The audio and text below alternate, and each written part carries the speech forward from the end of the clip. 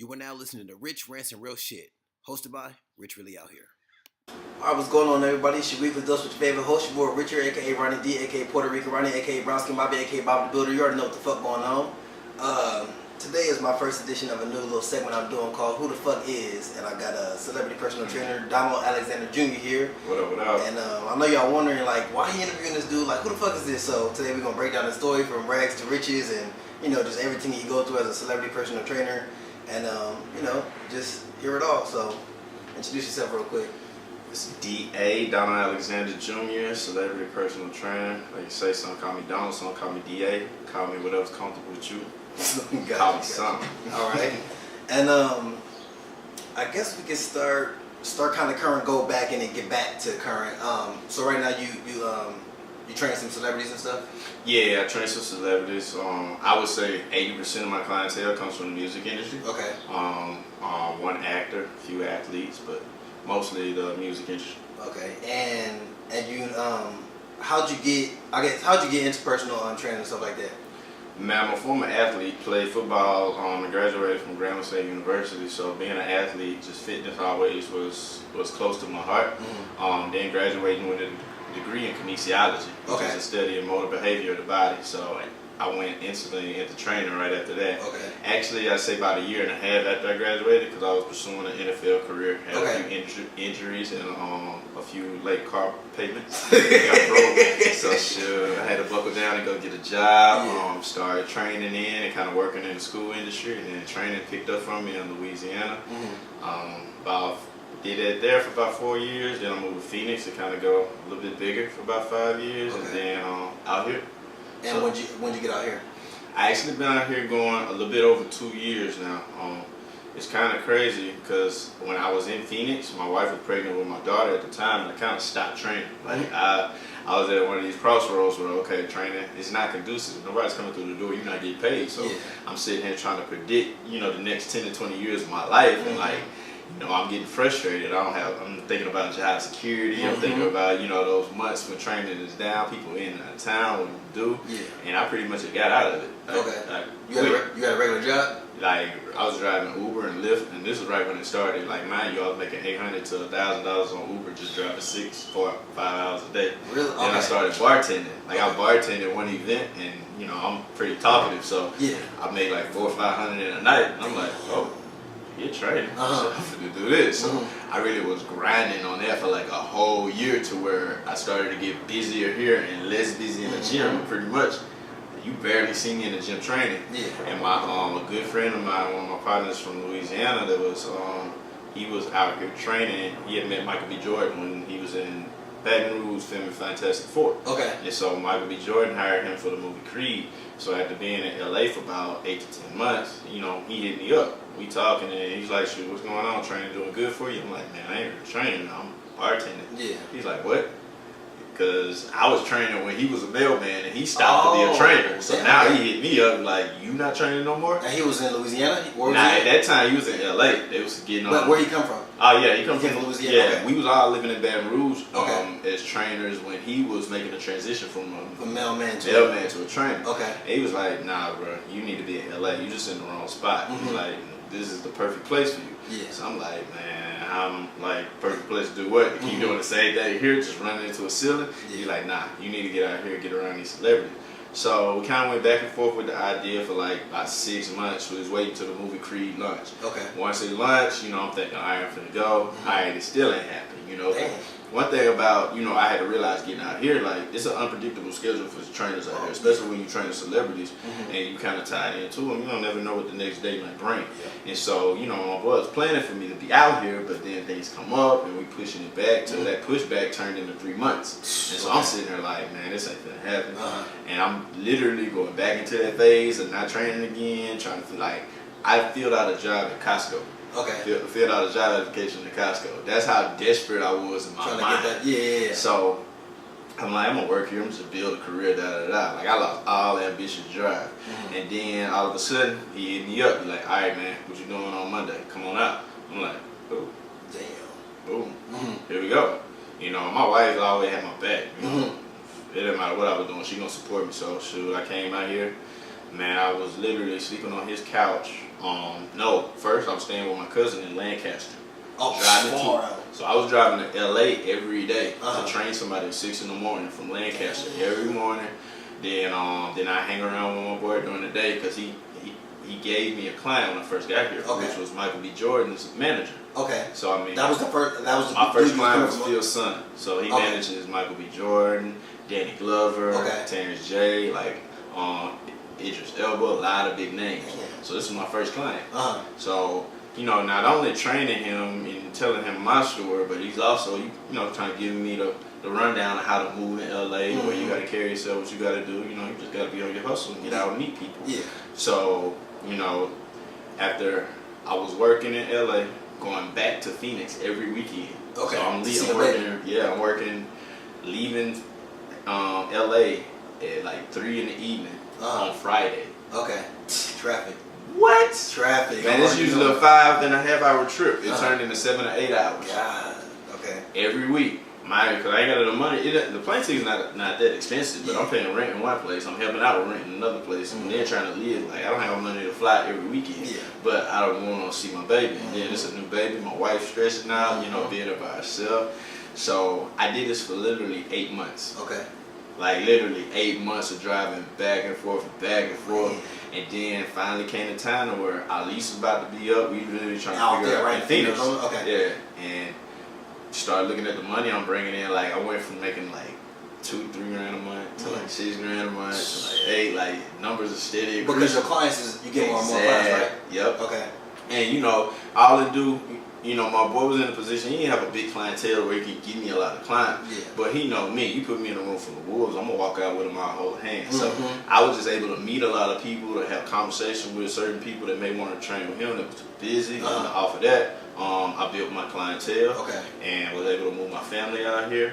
And then another thing that helped me out too, I started training my boy roommate. His roommate was a songwriter. His name is CJ Tate. Okay. And financially he couldn't afford to train the way that he wanted to train. So we made a deal. We're gonna start this thing called 60 Days, the 60-Day Genesis Project. Okay. Like beginning with the end in mind. He's an influencer, so I'm like, Okay. he posts the workouts every day. Bring me at least 2 clients a month. Okay. And then I'll train you for free. Well, he made me at least 10 grand in the next 6 weeks. What? Yeah. How many clients did that equal? I had 6 clients, so he brought me 6 clients. Okay. A lot of them like paying 3 months in full, 2 months in full, and that's when Fade came. That's Fade and Despo, who manages in the band with Brett Fires. Sounder, right? Yeah. Okay. Then I started training his other good friend, who's a songwriter called A-Rod. He's the lead singer of Ab Da Vinci. Okay. This guy's a Grammy Award winning songwriter. He wrote My Way for Ariana Grande. Another hit with her and Big Sean. So I started training him. He getting some results. He lost, the guy A-Rod lost probably 10, 12 pounds. And then how fast was that? That's probably about 6 weeks. Okay. And so his boy was seeing him and was like, bro, you've been working out, getting it in. He's like, yeah, man, I'm about to go work out with my trainer now. He's like, what's your trainer's name? He's like, shit, DA. He's like, where you train at? He's like, G-Train. He's like, that's he friends with this dude, Corey. And then, so my client A-Rod, like, yeah, you know him? He's like, bro, I was just talking to Mike B. Jordan. He told me, I told him I need a trainer. He's like, bro, you need to holler at my boy DA. So I'm sitting there listening to this. I'm like, okay, what's going on? How all these people know each other? So just so happened they're all from Jersey. Mike, A-Rod, and Neil, who's about to be my new client. They all went to school together in Jersey. And so my name came up in the pot within 2 weeks. So he came into the gym. I meet Neil. I'm training Neil. We talk, everything. Me, I'm not Neil, right? Huh? The singer? No, Neil Dominique. Oh, Neil. Okay. Yeah. So I'm training him. I'm the person like me. I'm not shy, but I'm not all up in your business to be like, oh man, you did this and that. Like, you coming to me for training, I'm gonna treat you like a regular individual. Yeah. And then about 2 weeks later, I'm talking to A-Rod. I'm like, man, appreciate your clients, but clients have been coming in. He's like, yeah, you're gonna be training Bryson soon. I'm like, who? He's like, oh yeah, you ain't Neil. That's Bryson Tiller manager. I'm like, oh, it is? Yeah. He's like, yeah. You ain't know? I ain't tell you? I'm like, nah. Because you be running your business, you should be training. Yeah, I'm like, I got a passion for this. Like, I'm not just out here to get in people's pockets because I know I can make this from this demographic. Like, this is what I love to do. And so therefore, we training back and forth. No, we trained in the gym for about a month, and then he came to me and told me like, man, can we start training at the crib? I got a crib I'm staying in. We got to finish it up on Bryce's album. By this time, we done had a conversation on what he do and everything, and he also was on Diddy's assistant for like 3 years. Okay. So, boom, start training him in the house, and next thing you know, who's walking up and down seeing us train every day? Bryce and Tiller. Okay, There it is. They was finishing up his own album, True to Self. Okay. And so I say probably when they finished up the album, Bryson left, went back to Louisville. So probably like 3 weeks later, he was like, man, Bryson will be back. We're getting ready for tour. You want to come in and work out? I'm like, cool, bring him in. So boom, came in. Instantly, man, we clicked like that. Okay. So while he was out here in LA, we training and stuff. And so probably like 3 days before our last session, Neil was like, man, what do you think it'll cost for you to come on tour with us? I'm like, tour? What you mean? Yeah. I'm knowing, but I'm kind of in shock. Like you want to take me around the world? Yeah. He's like, yeah, we're about to go. We're gonna be on the road for like 7 weeks, like 25 different cities. Bryson liked the results that you get, and he liked what's going on. So, you want to keep it going, and me too. So, boom, I got with my people. We're gonna get a proposal. We've been back and forth for like 3 weeks. Next thing you know, in August, I was on the road with Bryson Tiller as a trainer. This past August? Last year. Okay. Last year. Damn. Yeah, this past August. So, August to September, man, that's why I said I went from, bartending and driving Uber and Lyft to sleeping on my boy's couch, trying to figure it out, to being on the road with Bryson Tiller. That's crazy. And like just from being, like just how I came out here and networked and met people and did what I needed to do, kept a good name. The same thing I did while I was on the road. I made the connections. So after the tour, I get off. Everybody I connected with that was in LA.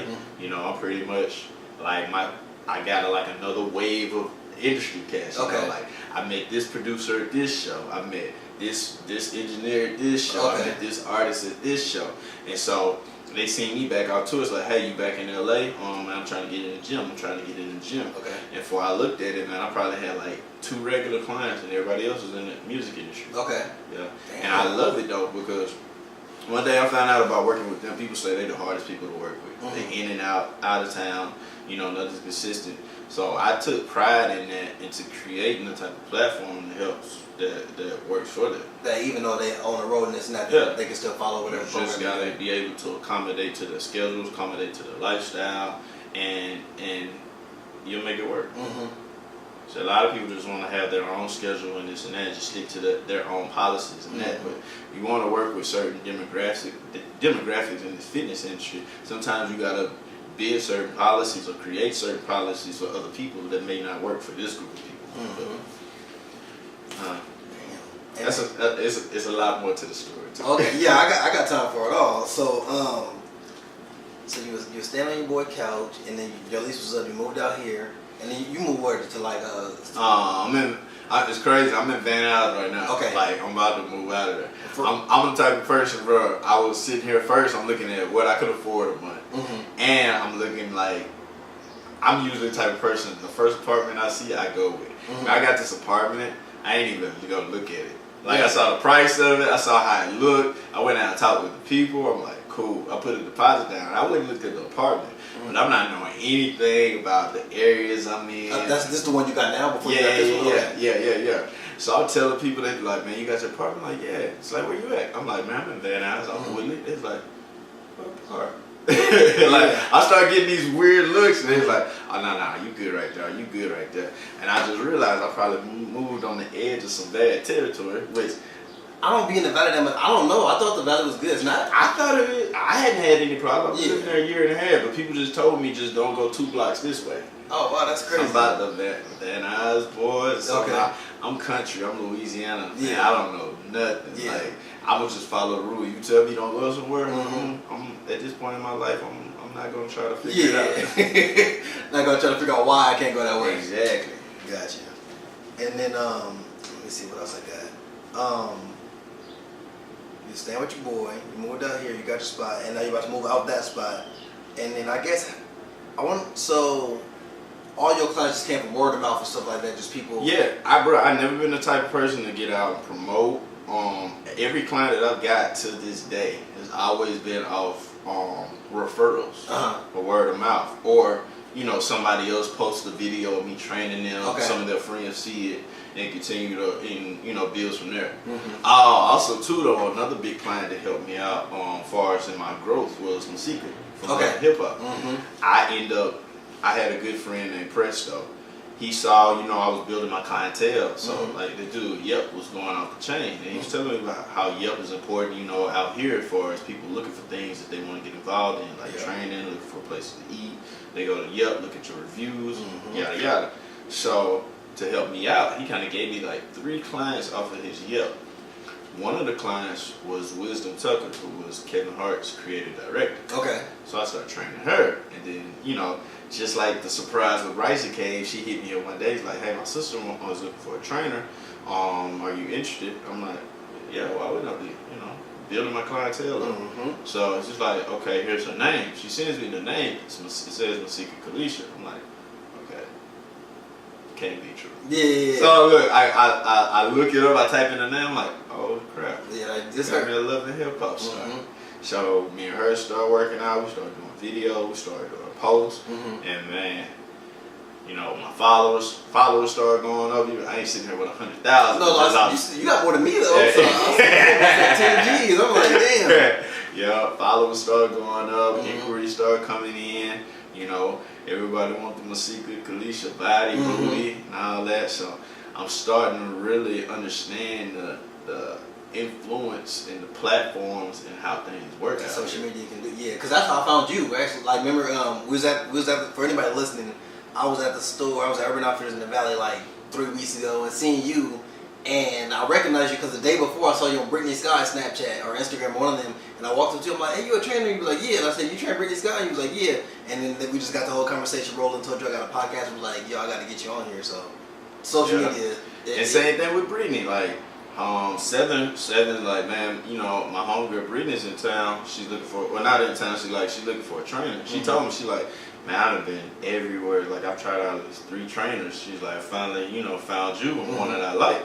I'm like, oh, cool. Yeah. Like even my secret sister, they used to call me Hollywood's best kept secret. Cause I'm not like I guess like they say go Hollywood or get Hollywood on you. I guess I did, but I mean.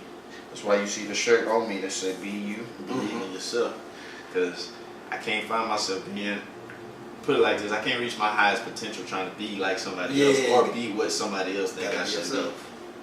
Yeah, so I guess this was landing me to be the guy that I am today and to keep having growth. Another one of my clients too that I started training and came from Core, he had a lot, like I do corrective exercise, and the guy had like an L3-4 bulging disc. Did you watch the movie Magnificent Seven? I didn't see it. Okay, Magnificent Seven, that was a Western with Denzel Washington, Ethan Hart in it. So one of the 7 is a native. That's my client. I train him. He's also actually getting ready in January. He's going to be the lead role in the biopic of Jim Thorpe. You know what Jim Thorpe is? Jim Thorpe is like the Jackie Robinson of the native community. He pretty much broke barriers, winning Olympic medals, playing NFL, playing professional basketball and baseball, helped start the NFL commissions. So he got a lot of historical accomplishments for the natives that he, and barriers that he helped break for that community. And so my client, which is the biggest native actor in Hollywood, is playing the lead role for this guy. And so we're going in the lab January, just to get his body right for that. But then through him, his cousin, his cousin was a starting point guard for Wisconsin. So when he was out here, I was training him. So man, that's definitely like, people always ask me like, how you came out here like that, blowing up so fast. I'm like, bro, I was just blessed to have friends that allowed me to be around them and to be the guy who I was. And from there, me meeting people around these people, utilizing that credibility, got me the clients. Like, my boy was training Tyreek Evans. If anybody know Tyreek is out on the scene Friday, Saturday, Sunday. So every weekend I was out somewhere. I was going somewhere. I was just meeting people. Exactly. And that's what I feel like the key is out here. Like, you gotta meet, no matter what you do, you gotta be out. You gotta be meeting as many people. Like, and I love the network, but I've never been a place to where networking became so easy. Like, man, you gonna give it every 24 hours you can meet somebody here. Easy, yeah.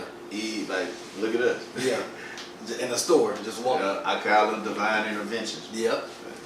And what else did I, oh, okay, so when you said a lot of girls was hitting you up about trying to get the Masika Kalisha body and booty and all that stuff, and that stuff, like a lot of girls think like, oh, I could just start squatting and doing this type of stuff and I would just get real. Is that stuff true? Because you do, you know. It's muscle. Like, you can build a booty.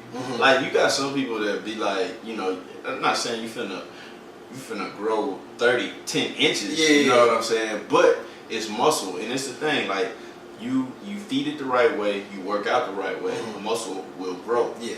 And the thing is, like, a lot of times people get the obstacle illusion confused. When muscle is getting leaner and it starts to shape, it starts to separate from other muscles. Okay. And now as you get leaner and then you have that separation, some things illusionally look bigger than what they actually are. So if you measure the inches and stuff, the inches might be kind of the same.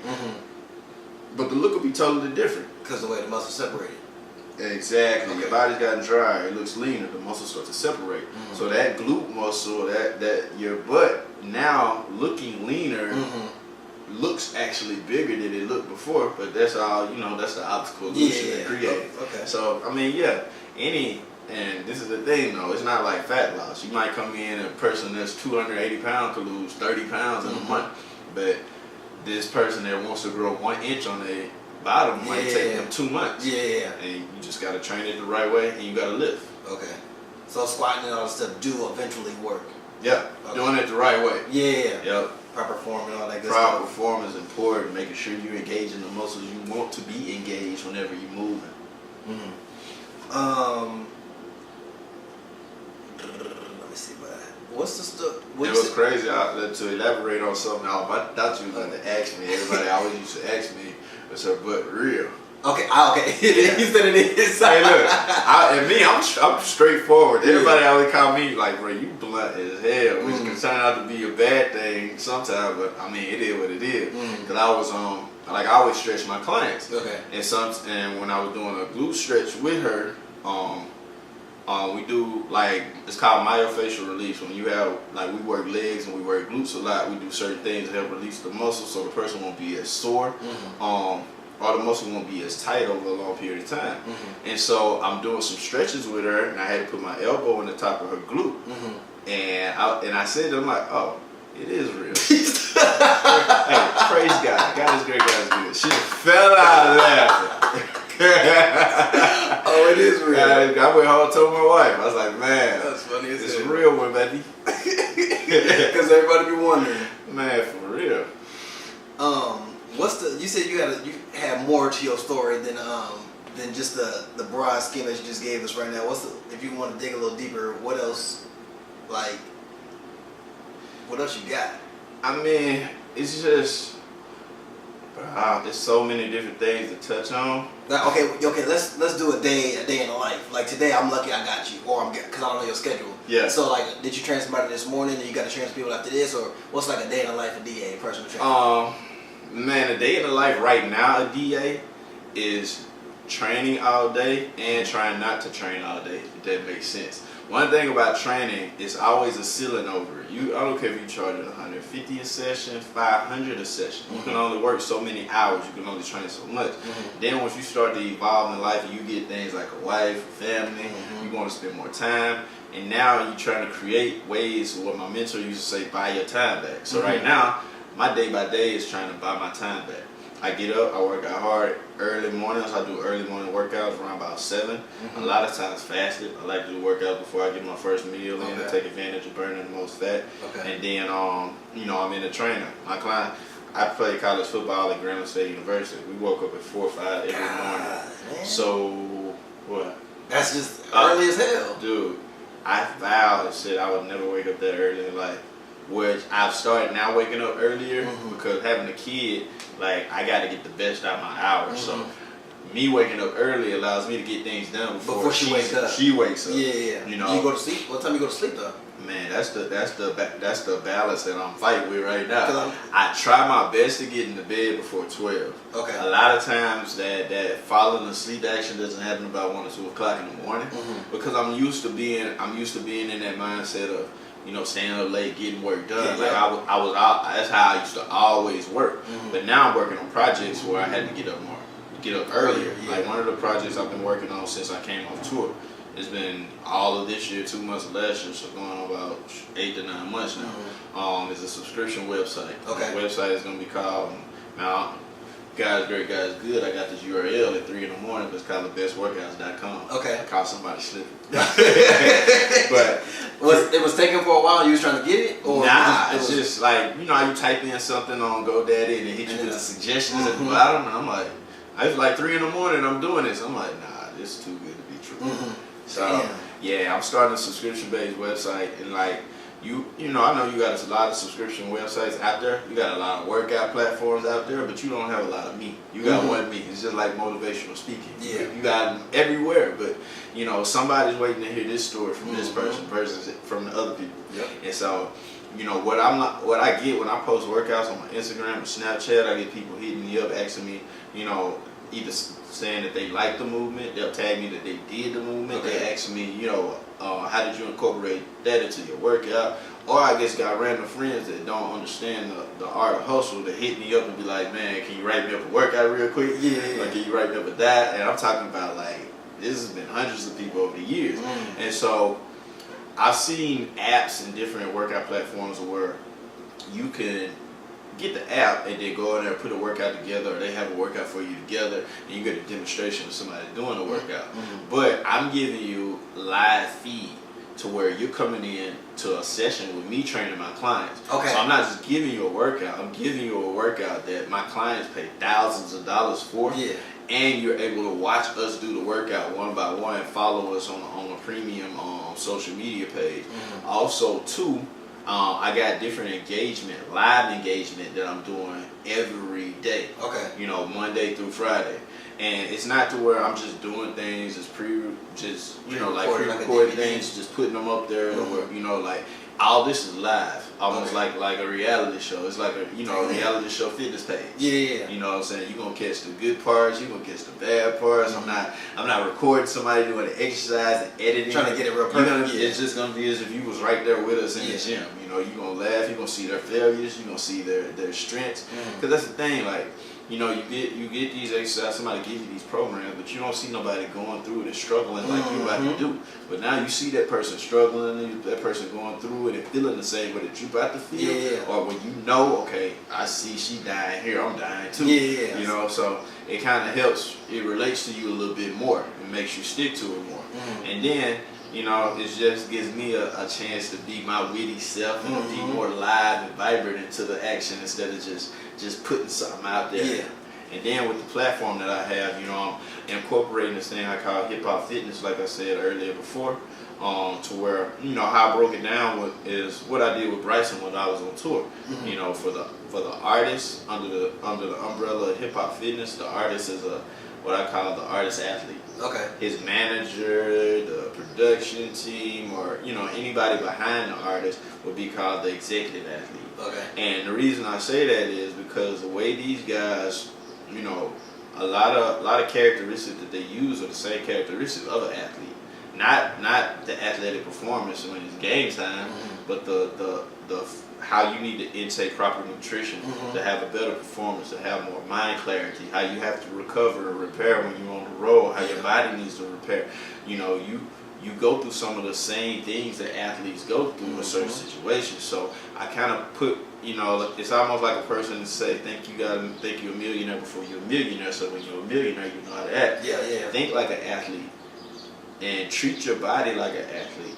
And watch how better your performance is, how better your day-to-day is. You know, a lot of times, just think, as an athlete, when they're on the road, traveling in the game, they're not going out partying every day. They're not drinking, they're not smoking, because especially when you got to get up within 24 hours to do this all over again. Man, you know, you really got to take care of your body. You know when you're going to get sick, or you may lose your voice and things. So, or you just You know, if you're a person that moves all over the stage, and you dance, then you're gonna need your flexibility. You're gonna need your functionality. So those type of characteristics depend on what type of artist you are. But you know, all in a nutshell, it's all that's relatable. Dude, with artists, are you doing more like? I feel like artists ain't out here really lifting weights like that. Like it's probably more cardio, like cause they're like running on stage and jumping and stuff, and it's probably just making sure their joints and stuff is healthy. Cause you know jumping up and down on stage and running, or are they really out here lifting? Yeah, I mean they lifted. Okay. And you being stiff is all about how a person cools you down or warms you up and cools you down. Okay. I mean, and also too, I create functional movements within the workout, and that's what helps you keep that functionality. I mean, functionality is just being able to move agile side to side without feeling all stiff, like you're saying. And so I just make sure I know what type of client I got. I know what they're going up against. I know what the type of performance that they do, and so I'm basically gonna create a program that caters to them. So every artist is not the same. Okay. You know, every executive, shall I say, is not the same. You know, I got this person goals is this person goals is this, and one of the key things too you got to remember about those guys, you push. But you can't push them like you do regular people, because they still got to be motivated and inspired to be creative, because that's what they do on a daily basis. You know, they create. But so if you pushing them to where, you know, they're embarrassed about their performance in the gym in front of other people, or, you know, they're getting aggravated about it and it's pissing them off because they can't do it, like, you know, you're going to push yourself out the picture rather than you push them. Give me a different trainer because he doing too much. Yeah, that's what I had to learn in the beginning. You know, it happened to you before? It didn't happen to me before. I'm a former athlete, so I'm more like a football coach in the training position. Okay. So, you know, I use that same type of mentality and approach. But I've been, like, when I was training Bryson one time, his bodyguard Milo used to work with Diddy. Okay. For years, been a bodyguard in the industry for a long time. And so he told me one time, he seen me training. He's like, you know, you're a good trainer. I like the way you train. You know, I just want to give you some advice. You know, when you push these guys. And it wasn't that I was doing it wrong, but he was just more proactively giving me that type of advice, because he know I was in a situation I had never been in, as far as being on the road with these guys. Okay. You know, it's a lot different when they, you know, at home or maybe chilling, but like being on the road, you being away from your family, a lot of things so frustrating. So you're a trainer, you're a counselor, you know, you're a close friend. Like, personal trainers have thousands of hats. Yeah. I used to tell people, like, I'll say a banana peel away from them. Like, you step on a banana peel, you're going to slip into it. So, like, you're a banana peel away from a doctor, from a counselor, from a teacher. Like, you play all these roles because your trainer relationship, it become intimate. Yeah. You got to think. You around them all the time. Exactly. You got to think a person working out with you, a trainer, a person working out with you 12 times a month. So 3 days out of the week, they're with you for a whole hour. How many other people are they with for that amount of time, that consistently on that outside? So, you know, you become to hear things that you didn't think. Damn, the person telling me this, or they telling me about that, but that it just becomes so intimate in that relationship and open up to you, and it just becomes that deep. That's why, like with a barber, they start knowing everything about you. Yeah, so it's like all my clients are my friends. Like, some people, like, you know, they separate business, but like I got a friendly relationship with all of my clients. What was my other question? It was about Bryson. We was talking about. I had a good ass question right in the middle of something you said. Let me see what it was. Well, you can tell me about the believe yourself, and I could try to think of my question again. Like, this your whole brand and stuff like that? Yeah, so along with the subscription page, I'm gonna be selling this part of my merch. I'm gonna be selling on my site, Believe in Yourself, because I'm writing a book about this. Okay. And it's something, once I get that platform built with the subscription, I'm gonna release on that. It's kind of like I'm trying to build my own platform to release my own products on. And so it's something I suffered from, and I think a lot of people probably do and don't even know it. And like I was saying earlier, I say believe in yourself, but I have the B-U circle, because if you take the B and the U out of it, the word doesn't exist. Yeah. And so if you take it, now if you're not being you, the word doesn't exist with you. Because if you're not being yourself, then you're believing in somebody else. And when I say that, it doesn't necessarily mean that, okay, you want to be like Michael Jordan, so you know, you gonna act like Michael Jordan and this and that. No, I'm saying it like this, like believing in the people or the person that other people want you to be. Okay. Meaning, you know, you come from parents that get on you for every little thing, you know, and just get on you but don't show you the right way. Always getting on you for the wrong way. Then that type of person could find themselves just trying to be the person to please them instead of being who they really are. Yeah. You gotta, you know, even playing in athletics, I found myself being more of a coach pleaser. I was playing more for the coach to either reward me or not reward me instead of playing more to get out here and make plays and just have fun to compete. You know, my mind was totally twisted. And that's just, you know, me and how I was approaching things until I realized I wasn't being myself in life and believing in myself. I was believing who everybody else was telling me I should be, was telling me I should do, or, you know, and I would hear those things like, yeah, that does sound good. And then try that instead of just deep down digging in and seeing what I'm really passionate about and going after it no matter what somebody thinks or no matter what somebody says. Because it was a time in my life that could be something I was passionate about. But because I didn't get a good response from somebody that I told it to, then I may have leered back or I may have changed my mind or I started doubting myself or second guessing myself. When really how I was supposed to feel about it, I already had the feeling. It wasn't, I didn't need nobody else to add on to it. I got what I need. And it just, you know, it took me all of my 20s to realize that. Okay. And once I started to change and transition out of that mindset is when I started to move around more and what brought me here. Okay. Because if it's one place you cannot worry about what other people think about you, LA. man, I call it the land of creative players. Yeah. Everybody get here, go on Madden, put their status at 99, and hit the streets. I hate that. Now I'm hating myself for not writing down questions. But you was telling me, what were you telling me about right before we started about? You was telling me kind of about your different clients and your workout. Oh, I had a question about the live portion of how you're gonna do the workout. How you gonna have it? Are you gonna like have your laptop set up and have some like platform where it goes live, or how is that gonna work? And when I say live, I didn't mean like actually live. Actually live. Okay. So what I do is I record the live sessions of me training my clients, and then you know Snapchat you can add people. So the members of my page will be added to a private Snapchat page, and on a daily basis they'll be able to see them, swipe them, and do the workout from there. I had a workout on paper on a PDF form on the back office, and then every day 7 a.m. you'll have your workout there. I got a page for men, I got a page for women. Okay. And it's something to follow. Everything here is just something to follow. I'm giving you the exact workouts that I put my clients to.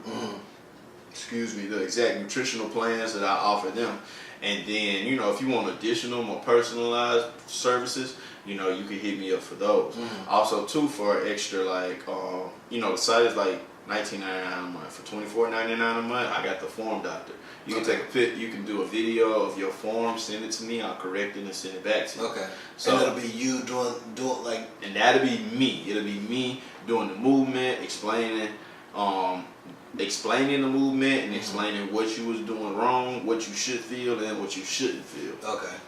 How long would you say do it take to you said do you agree that nutrition is 80% of the? Definitely. You can't outwork a bad diet. Okay. Definitely 80% of it. I tried it. You tried it? Yeah, I tried to outwork a bad diet. So what? So you can get like semi results, but you ain't gonna get to where you want to get. And you can get some results. You will, but they're gonna stop. You're gonna plateau. You're gonna hit a ceiling. Okay. But you know, for your body to actually, you know, and it's more than just a look. It's about recovering. It's about energy. Nutrition is everything. Like it's probably one of the hardest things to get people started with. The nutrition part. Yeah, because we all used to eat whatever we want to eat. Exactly. And then out here so busy, it's either two ways to do it. You either eat on the go, you either meal prep and have your food with you. But if you're on the go, you know, and I just create different scenarios. I tell people, you know, it's gonna be a sacrifice with anything. Yeah. So you're gonna have to sacrifice and make some extra, you know, steps. You know, meal prep. Stop at the 7-Eleven. Go use the microwave. You didn't have your food with you. You was going to stop and go eat somewhere anyway. Because some people, it be killing me. People like, now I gotta warm it up. I'm like, But if you don't have food, you gotta go get food. You're gonna have to do something. Yeah. So it's either you're gonna look at the glass half empty or half full. Yeah. That was smart. I never think, because some of them do got microwaves and you can easily just go up in there. Yeah. Like pretty much every gas station. And it's so common out here, like this is a big meal prep city. And so I see it a lot. Like a lot. Like I go in there I just walk in the store, microwave, hold it on my tray. Yeah. They point. Bam. There you go. How long do you take to get results? Like we always see Michael B. Jordan, all these different movies, and he always buff and stuff like that, or he's moving up and down. How long do it take to like train somebody? Like let's say when he did Creed, or from what's that last movie he did? From Black Panther till Creed 2 that he just started doing. How long do it take to get those type of results from, I guess, bulking and shredding and all that type of stuff, or to get like drastic results like that? Yeah, I don't think, in my honest opinion, because I don't, and that's just me, out of respect to trainer, I never ask other trainers they workout plans or this and that. Like, it's just, I don't know, because you're not going to ask me mine. I'm not gonna say that, so.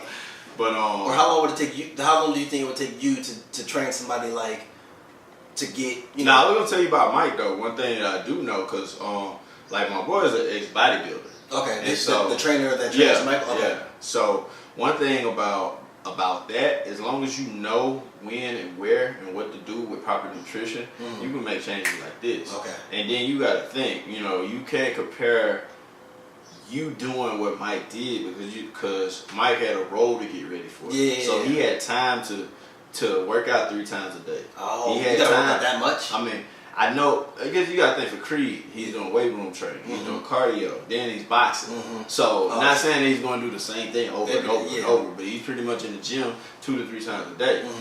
So. And then my boy's right there with him. He had his nutritionist right there with him as well. Not nutrition, his chef. He had a chef with him as well. Okay. So whenever it's time for him to eat or whenever he's hungry, it's there. Yeah. So when you're in that, the same thing's gonna happen for my client whenever I go do that movie with him in January. Okay. So the atmosphere is created for you to get the results and be the most successful. It's just the client then has to take advantage of it, which is not saying it makes it easier to do, but easier to do. Yeah. You know what I'm saying? Because it's more convenient. Yeah. Is it I don't want to word it like is it healthy, but it's okay to to work out that many times a day in such a short, because sometimes you only got month. I mean, I don't know how the time frame of how you're supposed to get these results. Like maybe it should take you 6 months to get this big or whatever. But is it healthy and stuff to be going like 3 days a week, eating like 6 to 8 times a day, and just really trying to time crunch to make it? When y'all start filming, it's not unhealthy. It's just depending on how you're eating, sometimes can create metabolic damage to your body. I mean, let's say for a person that wanted to lose weight really fast and did what you call a ketogenic diet, where you do no carbs. Okay. Some people can do it drastically and just cut all carbs out like that. But the thing is, when you cut all those carbs out, you lose that weight drastically. You get that look. What do you do? Oh, you trying to get real lean when you do that? Is that yeah, okay. Exactly. Your body goes into ketosis where it starts to get the glycogen and what it needs from carbohydrates. It now gets that from fats and protein. Okay. So it just translates. It's not gonna be like you can get it faster if you had carbs, but you can still get the same thing. So that's why people say you can live without carbs. But there's other different functions to different organs that your body needs carbs for that you just can't substitute. But now you derive your body of that food. You can't just put it back in that fast. And what I think a lot of people may fail on when they do certain diets where they gain weight back fast is they don't reverse diet. So the same way you went into it, you got to reverse yourself out of it. Okay. But if you went into it cold turkey and just cut carbs all the way out, then whenever you got that look, you done did whatever you needed to do and you ready to put carbs. Now you got to slowly increase them back into it. This week, bump your calories up a few calories more with carbs in it, and each week add more and add more and add more. Till you're back to your normal. Exactly. Okay. And so to say how fast you can get in shape, it just depends on how aggressive you want to attack your nutrition. I can do something. I can take a person that wants to do macros and eat carbs and eat their carbs, and I can do something in 2 to 3 months. I can take a person and put them on a keto diet and probably do it in 3 to 4 weeks. Damn. But you know, it just depends on how aggressive you want to take your nutrition and your workouts. Okay. You know, a normal healthy weight loss is like, and this is normal based off book knowledge. Yeah. 1 to 2 pounds a week. Okay. 8 pounds a month. Anything more than that is an aggressive approach. Okay. But you could, but it's possible. But and it's not necessarily unhealthy if you're losing more than that week, more than 1 or 2. Oh. Okay. How do you feel about Herbalife and all that type of stuff? I mean, it's cool. I actually did what was it, Body by Body. Okay. I was in the BMW club. Okay. It's cool, man. It's just you force people as a trainer. You know, I didn't like it. My personal opinion. You know, and I'm only giving my opinion. It's just based off my experience with the product. I work with so many different rounded groups of people to where I had to force people into a box. And I got to where I was so conditionalized at doing what they were telling me to do, or what they taught me to do, how they taught me to sell it. You know, like, you got bodybuilders, or I can't give it to them. They get this much protein, they got to use twice as many scoops. Now they running through twice as many bags, spending twice as much money. Right. And they can just go here and get it at half the price of what they spending. Okay. You know, athletes same weight. So when you get these different demographics of people that need more nutrients here, more nutrients there, they gotta add stuff to it, and it comes to be inconvenient. If you just your regular everyday person that's just trying to lose weight or maybe gain a little weight or maintain, then cool. You know, I'm not saying anything bad about them, but just for me, I had to force my clients into a box, and I just didn't like it. And then another thing, like I do better in life with my own products or stuff I created. Yeah. And I know when I know I'm building something else for somebody else that I can't pass Body by Vibe off to my kid. Yeah. You know what I'm saying? So I really spend all my energy and time into building something that's gonna last for me. You know, my mentor, he's making a gang of money in it. But I know, I did research on him. He's been like 5 different network marketing companies. You know what I'm saying? Like since we stopped that, he's been in 3 different ones. He's killing it, but it's just like, yeah, that life ain't for me. I burned a lot of bridges doing that. I lost a lot of friends doing that. Off doing Herbalife or off Body by Body? Okay, Body by it's Body. just because of the constant hounding. Like, you know, you making your list of people, hitting them up, following up with them. Like, hey, man, you trying to get some of this product or? Man, people put yourself in their shoes. I didn't see it at that time, but then when I quit doing it and I had people hit me up, I'm like, dang, I see why they wouldn't answer the phone. Because it's annoying? Hell yeah. Yeah. Like if I told you no twice, like you my dog. Don't make me have to tell you no again. Like, I'm cool.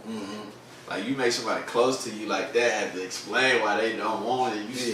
It's like, and then you steady hearing these rebuttals that they giving you, you know, and you're trying to get a comeback around it, like, nah, but you know what if? Exactly, that's what I'm saying. Those network marketing companies, they gonna give you they the king of comebacks. I'm like, I don't really got the money right now. But. And it actually drove, like, me and my wife was doing it together, and then it got to a point where she got burned out with that, and it kind of drove us apart a little bit. Damn.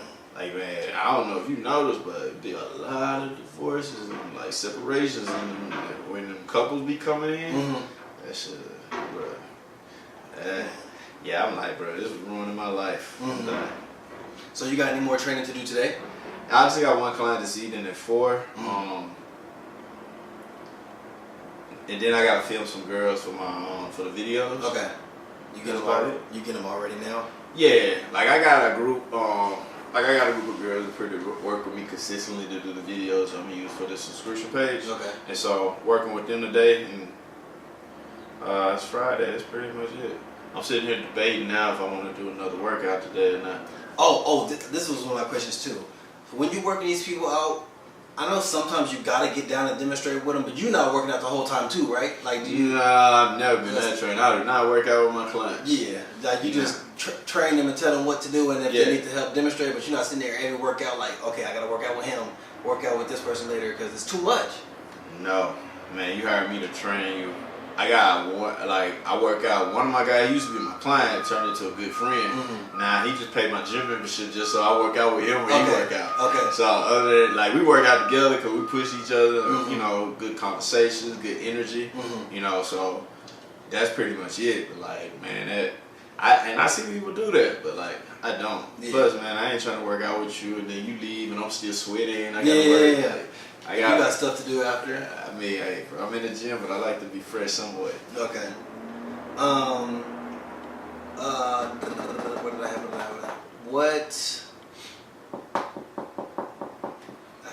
I keep losing my questions every time, but I'm gonna get back good? as I keep doing all these. What was my question I had for you? How do I maintain being a trainer out here with so many trainers? Yeah, because when you brought up Kevin Hart's, you said his sister. It's creative director. I thought of that dude Just Train. Yeah, boss. I thought of him because I'm like, well, why would they go to you if they got him around?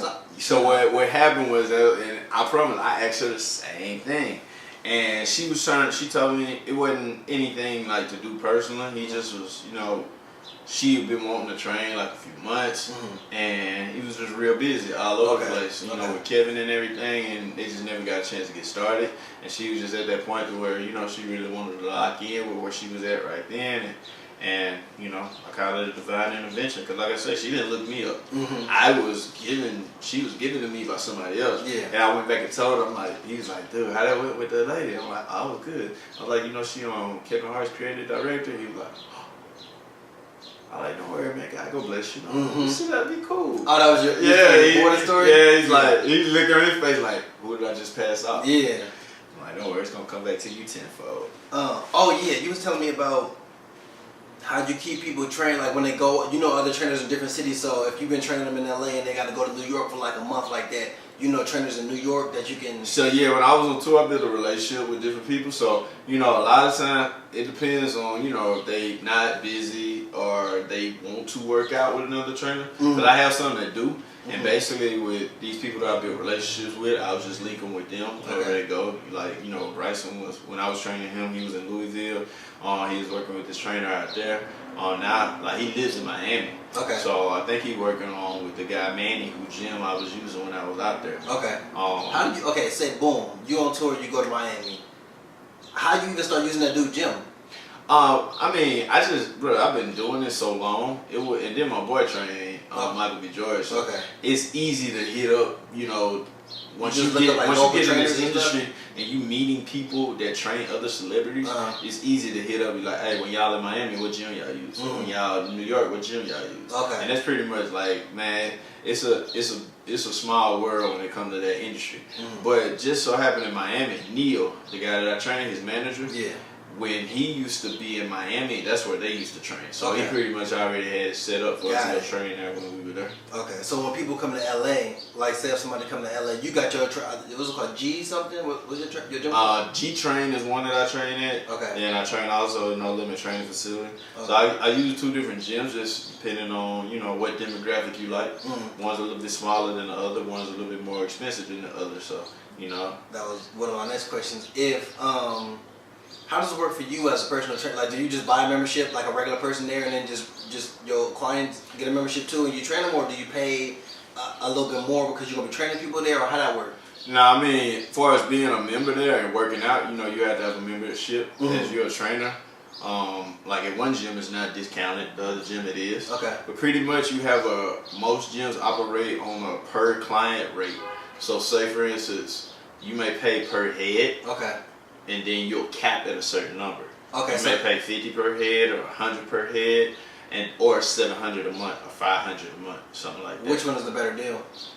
Pretty much, it all depends on where you at, what you get. Like honestly, 700. You gotta think, you're a trainer, and all your overhead is 700 a month.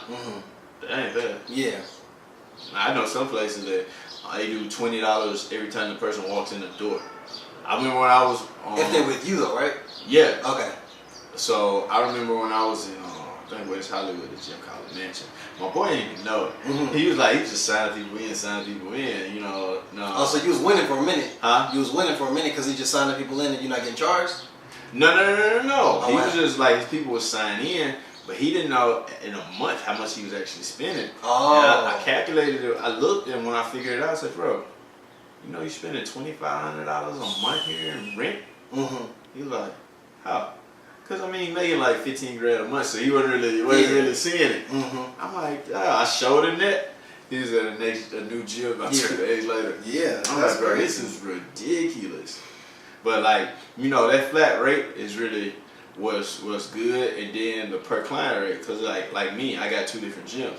So at one gym, I don't have enough clients to cap. Okay, so you just do per. Exactly. Okay. Pay either 50 a month or 100 a month. And it's you pay your monthly fee, the membership fee, and then you just pay 50 per. You pay 50 or whatever per head, like you do 2 people 3 times a week. Like you came in today, I pay for you today. Okay. And a month later, pay that again. Okay, is it day?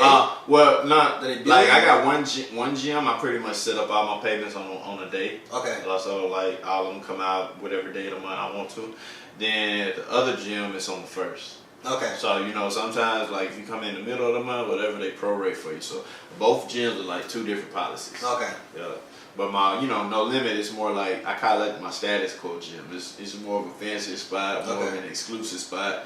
And G Train is more, it's a lot more affordable, because I never wanted to be that type of person where, okay, I train here if you if you can't afford that, if you can't afford this, nah. That's why I train in 2 different places. I mean, if you can't afford to train with me here, then we can go here. And they're only like 1.5 miles down, apart from each other. Okay. So I'm in North Hollywood, either gym. And then how much is the G Train per month? Just a regular membership? Regular membership, like I can't even remember, man. I think regular membership is like maybe 60 a month. Okay. Maybe 80. Okay. That's just for the regular. If you're a client, 20. Okay. Yeah. Oh, it's 20 a month. Yeah. So like if I'm training you, then you only pay 20 a month. Wow. So my other gym is 150. But how many sessions? I pay the gym 20 a month, but then I gotta pay you per session. Got it. Okay. And then how much is a session with you? Like it all depends. At G Train, it could be anywhere from 65 to 80. Just depending on hour. Yeah. Okay. Just depending on how many sessions you getting and committing to. At No Limit is 90 to 100. Because it's bigger, better. Yeah, bigger. My overhead costs more. Yeah, exactly. Okay. Got it. All right. Well, I got everything I can think of right now. I hope I'm not just randomly forgetting nothing. Man, we can do it again. This is true. I need to get some of your clients up here. You got these celebrities and stuff. Man. But look, it's crazy. They all are behind the scenes. They ain't the cast with all the followers, but like when you see the connections or you see the plaques, you be like, oh, you wrote this? Like, bro, that's one thing that's been eye-opening. Like, I didn't know music was the business that it is. I've been out here like, man, I sit in the studio and watch somebody make a song one time. Like, I'm finna make me a track. Is it complicated when you watch them do it? Is it complicated? I mean, you could definitely see their passion. Like, I'm sitting here just listening to the music, but they listening to it, they pointing out all these keys, these chords, this tone, that tone. Hey, you need to go back in there, use this tone, drag it out like, I'm like, and then like, this was the craziest one. I'm like, dude went in the booth to hum a melody. And so he went in there and just started like, wasn't saying no words, just the melody. I'm like, what the hell is going on? It's like a reference track. And so the dude over here was writing the whole time he did it. So within the next hour, one guy put the words to the melody, the other laid down, and when the song came out, I'm like, this shit dope. Damn. I'm like, man, I can get rich on selling melodies. I ain't gotta say no words. Just hum it on out. Exactly. What song was that? Can you say? Do you remember the song? Nah, it's just one random. Oh, okay. It ain't nothing that's like out. Something that came out. Nah. Okay. I can't think what have I been. Let's see. I don't think I ever been in the studio though. You never been with Bryson? Major tracks. Okay. Have you ever been in the studio with Bryson or just see him record? Like while we was on the road, he was recording in his room. Okay. But I'm the type, man, I just like to respect a person's space. Yeah, you don't try to. And I feel like, me, that's not my area. So when they vibing and they in their zone, I don't want to bother that or mess that up. It be, I got artists that invite me to the studio and want me to vibe with them because they want, my energy. Yeah. So, I do that, but I'm not the type to just pull up to the studio, be in there with them all the time. Because, I don't know, it just feel weird to me. Yeah. Because I'm just there. Yeah. Okay. I got it.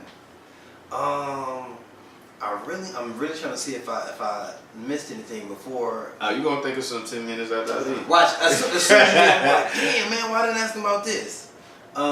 Celebrity clients, building them up. I guess all relationships are just word of mouth stuff like that. Your brand, your website you got coming.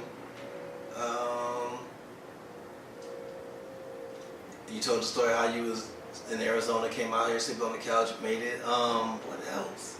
I ain't even answered the question. What I was saying a while ago about all the trainers out here and how I stay afloat, because man, there's more trainers than 7-Elevens out here, and that's one thing I at first it kind of discouraged me. I'm like, bro, there's a trainer everywhere. Like, how am I gonna make it out here?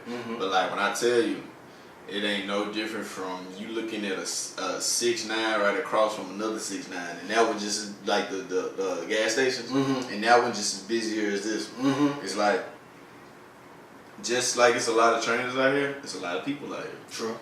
It's a lot of people.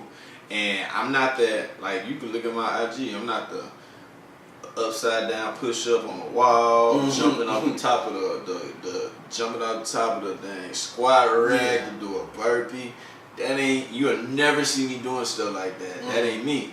And I always ask people, like, what draws you to me and what keeps you working out with me? And people just say my experience. Okay. It's like when I work out with you, just the education that you give, you know, the stories you tell, the way that you talk, like, it's always a great experience being here with you. And I'm like, shoot, I just take that and roll with it. Southern exposure.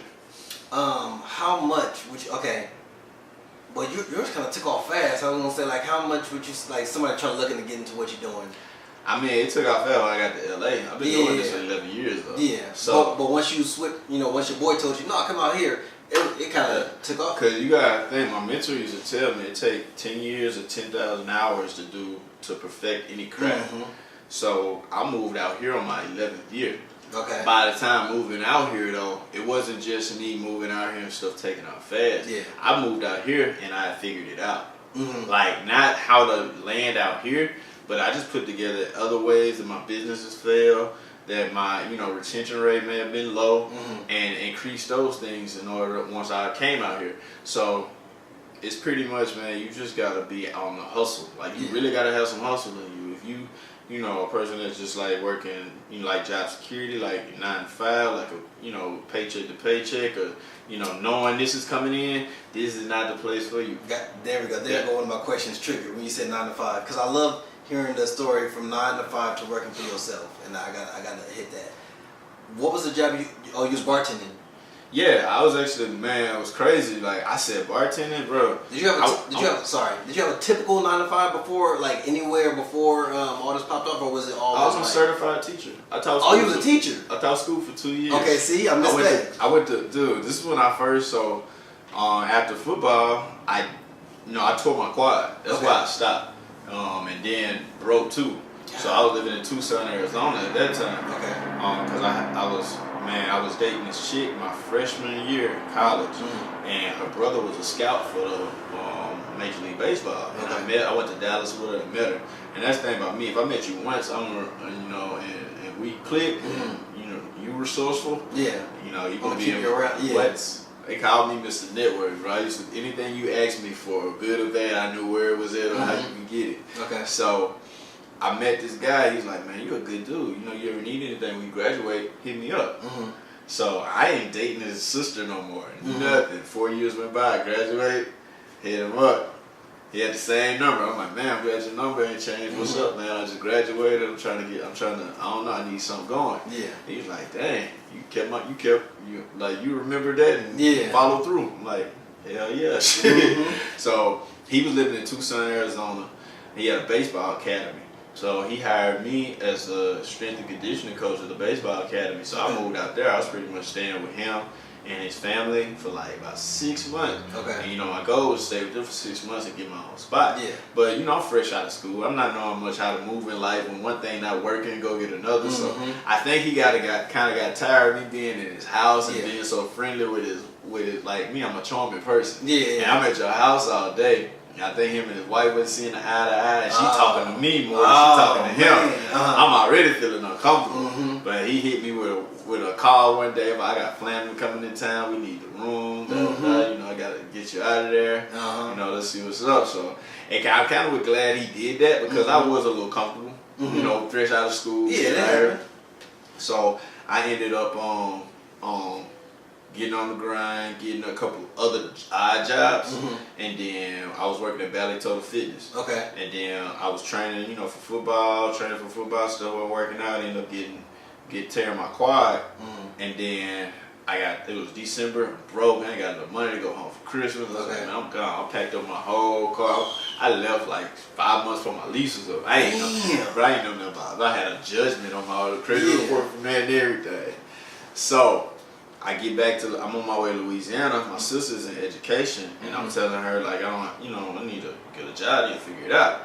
And she's like a master tutor. So she sent me a sheet on some test taking skills. When I stopped on my drive, I studied them that night.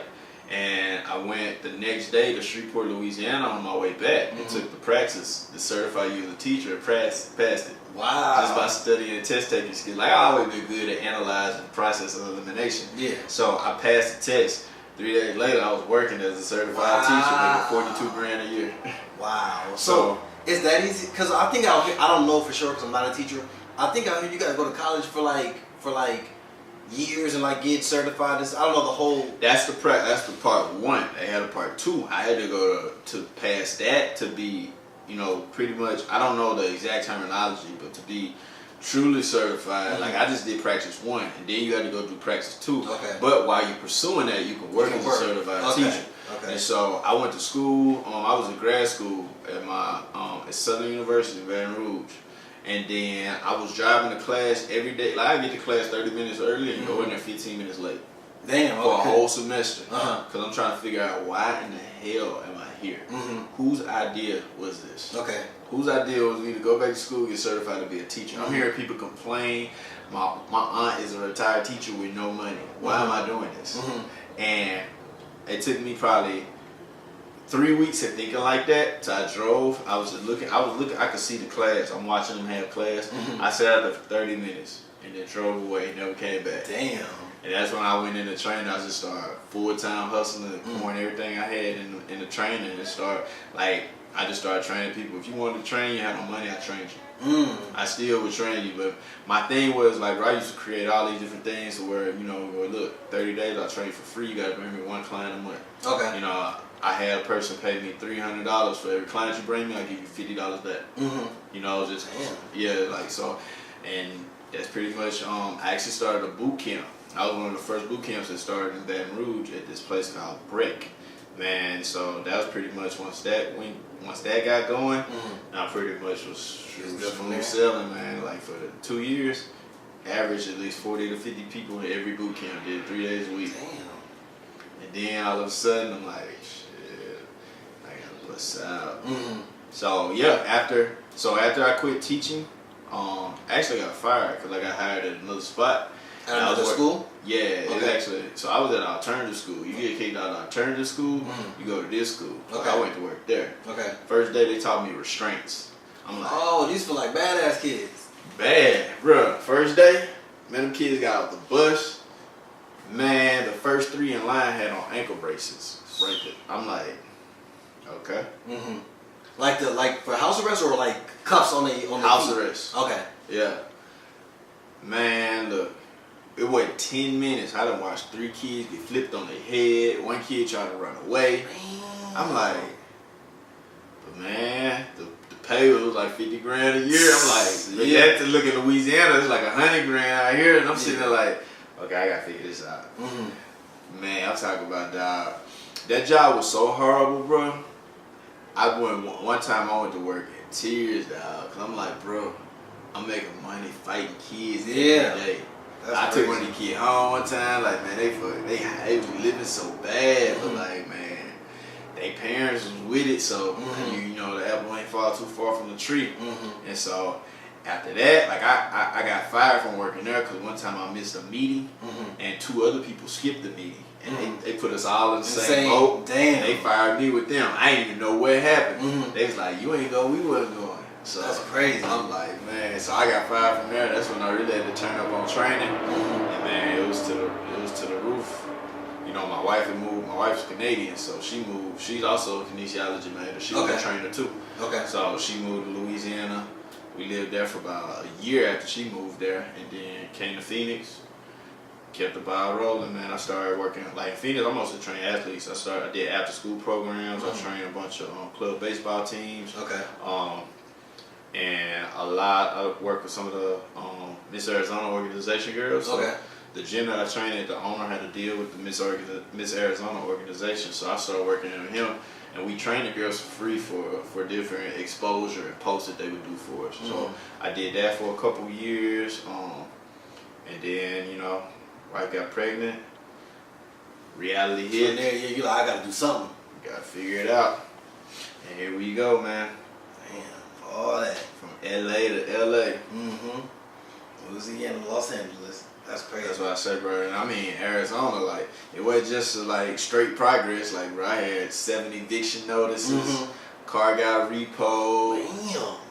Oh man, I forgot. Yeah, like this was Christmas time. Once Christmas time, trying to slow down, so I would always go get odd jobs. Okay. Like, I went and got a job at a Sports Authority warehouse, just so I can get a discount and buy my kids some toys and stuff. Okay. Like I would do stuff like that. Like, but like, far as a real 9 to 5, teaching was probably the last one I had. Okay. And then between then and there, I worked at little odd jobs like at the restaurant.